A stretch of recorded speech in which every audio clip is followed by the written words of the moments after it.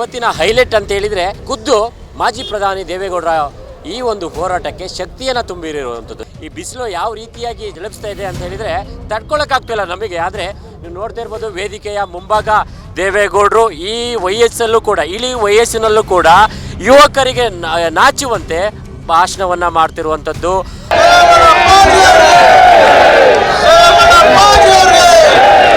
ನಿಮ್ಮ ಜೊತೆ ನಾವು ಇದ್ದೀವಿ ಅನ್ನುವಂತಹ ಆತ್ಮಸ್ಥೈರ್ಯವನ್ನ ತುಂಬ್ತಿರುವಂಥದ್ದು ನೋಡ್ತಾ ಇರ್ಬೋದು. ದೇವೇಗೌಡರ ಮಾತಿಗೆ ಯಾವ ರೀತಿಯಾಗಿ ಚಪ್ಪಾಳೆಯನ್ನ ಜನರು ತೊಡ್ತಾ ಇದ್ದಾರೆ ಅನ್ನುವಂಥದ್ದು. ಅಂದ್ರೆ ಸರ್ಕಾರದ ವಿರುದ್ಧ JDS ರಣಕಹಳೆಯನ್ನ ಮೊಳಗಿಸಿರುವಂಥದ್ದು. ಇವತ್ತು 2ನೇ ದಿನದ ಪಾದಯಾತ್ರೆ ನಡೀತಾ ಇದೆ. ರಾಜ್ಯದ ಮೂಲೆ ಮೂಲೆಗಳಿಂದ ಕಾರ್ಯಕರ್ತರ ಆಗಮನ ಬಿಡದಿಗೆ ಆಗಿರುವಂಥದ್ದು. ಒಂದಷ್ಟು JDSನ ನಾಯಕರುಗಳು ಇಲ್ಲಿಗೆ ಆಗಮಿಸಿದ್ದಾರೆ. MLAಗಳಿದ್ದಾರೆ, ex-MLAಗಳಿದ್ದಾರೆ, ಹಾಗೆ ಮುಖಂಡರುಗಳು ಕೂಡ ಬೇರೆ ಬೇರೆ ಭಾಗಗಳಿಂದ ಬಿಡದಿಗೆ ಬಂದಿದ್ದಾರೆ.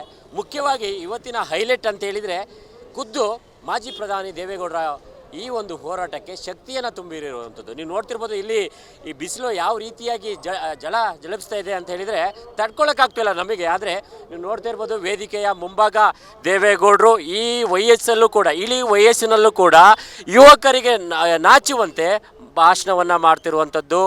ಇಲ್ಲಿ ಯಾವ ರೀತಿಯಾಗಿ ರೈತರು ನಮಗೆ ಅನ್ಯಾಯ ಆಗಿದೆ ಅಂತ ಹೇಳ್ತಿದ್ದಾರೆ. ನಿಮ್ಮ ಜೊತೆ ನಾವು ಇದ್ದೀವಿ ಅನ್ನುವಂತಹ ಆತ್ಮಸ್ಥೈರ್ಯವನ್ನು ತುಂಬ್ತಿರುವಂಥದ್ದು. ನೋಡ್ತಾ ಇರ್ಬೋದು ದೇವೇಗೌಡರ ಮಾತಿಗೆ ಯಾವ ರೀತಿಯಾಗಿ ಚಪ್ಪಾಳೆಯನ್ನು ಜನರು ತೊಡ್ತಾ ಇದ್ದಾರೆ ಅನ್ನುವಂಥದ್ದು. ಅಂದರೆ ಇಂಥ ಒಂದು ಸಮಯದಲ್ಲೂ ಕೂಡ ದೇವೇಗೌಡರ ಹೋರಾಟ ಇದೆಯಲ್ಲ, ಇದು ನಿಜಕ್ಕೂ ಕೂಡ ಮಾದರಿ ಅಂತ ಹೇಳಿದರೆ ತಪ್ಪಾಗಲಿಕ್ಕಿಲ್ಲ. ಪಕ್ಷಾತೀತವಾಗಿ ದೇವೇಗೌಡರನ್ನ ಎಲ್ಲರೂ ಕೂಡ ಒಪ್ಕೊಳ್ಳೋಕ್ಕೆ ಕಾರಣ ಅಂತ ಹೇಳಿದರೆ ಅವ್ರು ಯಾವತ್ತೂ ಕೂಡ AC ರೂಮಲ್ಲಿ ಕುತ್ಕೊಂಡು ರಾಜಕಾರಣವನ್ನು ಮಾಡಿಲ್ಲ.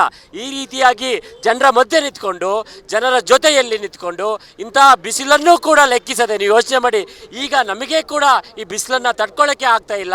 ಆದರೆ ದೇವೇಗೌಡರ ಭಾಷಣ ಏನಿದೆ ಈ ಬಿಸಿಲನ್ನು ಕೂಡ ಕೇರೆ ಅನ್ನದೆ ಈ ಭಾಷಣವನ್ನು ಮಾಡ್ತಾ ಇದ್ದಾರೆ. ಹಾಗಾಗಿ ದೇವೇಗೌಡರ ಭಾಷಣ ಕೇಳಲಿಕ್ಕೆ ಸಾವಿರಾರು ಜನ ಇಲ್ಲಿಗೆ ಬಂದಿರುವಂಥದ್ದು. ಇವತ್ತು JDSನ 2ನೇ ದಿನದ ಪಾದಯಾತ್ರೆ ಏನಿದೆ ಬಿಡದಿಯ ಟೌನ್ಶಿಪ್ ವಿರೋಧ ಮಾಡಿಕೊಂಡು ಅದನ್ನು ಬಿಲ್ಕುಲ್ ಕೈ ಬಿಡಲೇಬೇಕು. ಅಲ್ಲಿವರೆಗೂ ಕೂಡ ಶತಾಯಗತಾಯ ನಾವು ಹೋರಾಟವನ್ನು ಮಾಡ್ತೀವಿ ಅಂತ ಹೇಳ್ಕೊಂಡು JDS ಪಣವನ್ನು ತೊಟ್ಟಿರುವಂಥದ್ದು. ಇದೀಗ JDSನ ಸಾವಿರಾರು ಕಾರ್ಯಕರ್ತರು ಬಿಡದಿಗೆ ಜಮಾಯಿಸಿದ್ದಾರೆ. ಇವತ್ತು 2ನೇ ದಿನದ ಏನೊಂದು ಪಾದಯಾತ್ರೆ ನಡೀತಿದೆ. ನಾಳೆ ಕೂಡ 3ನೇ ದಿನದ ಪಾದಯಾತ್ರೆ ನಡೆಯುತ್ತೆ. ಬೆಂಗಳೂರಿನ ಫ್ರೀಡಮ್ ಪಾರ್ಕ್ನಲ್ಲಿ ಸಮಾಪನೆಗೊಳ್ಳಲಿದೆ. ಈ ಎಲ್ಲದರ ಕಂಪ್ಲೀಟ್ ಡೀಟೇಲ್ಸನ್ನು ಪಬ್ಲಿಕ್ ಇಂಪ್ಯಾಕ್ಟ್ ನಿಮಗೆ ನಿರಂತರವಾಗಿ ಕೊಡಲಿದೆ.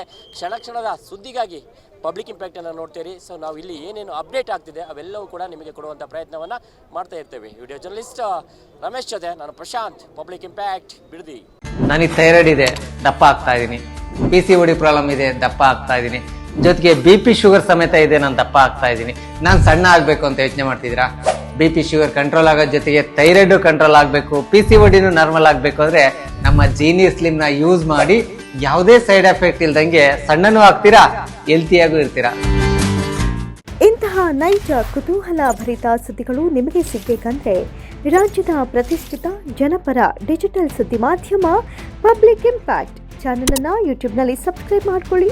ವಿಡಿಯೋ ಇಷ್ಟವಾದರೆ ಲೈಕ್ ಮಾಡಿ, ನಿಮ್ಮ ಇಷ್ಟದವರಿಗೆ ಶೇರ್ ಮಾಡಿ ನಮ್ಮನ್ನು ಪ್ರೋತ್ಸಾಹಿಸಿ. ಹಾಗೆಯೇ ಫೇಸ್ಬುಕ್ನಲ್ಲಿ ಪಬ್ಲಿಕ್ ಇಂಪ್ಯಾಕ್ಟ್ ಫಾಲೋ ಮಾಡೋದನ್ನ, ಇನ್ಸ್ಟಾದಲ್ಲಿ ಜೊತೆಯಾಗೋದನ್ನ ಮಿಸ್ ಮಾಡಬೇಡಿ. ಜಾಹೀರಾತು ಹಾಗೂ ಬಿಸ್ನೆಸ್ ಪ್ರಮೋಷನ್ಗಾಗಿ ಸಂಪರ್ಕಿಸಿ 9606037450 ಅಥವಾ 9353224116. ಇದು ಪಬ್ಲಿಕ್ ಇಂಪ್ಯಾಕ್ಟ್, ಜನಶಕ್ತಿಯೇ ನಿರ್ಣಾಯಕ.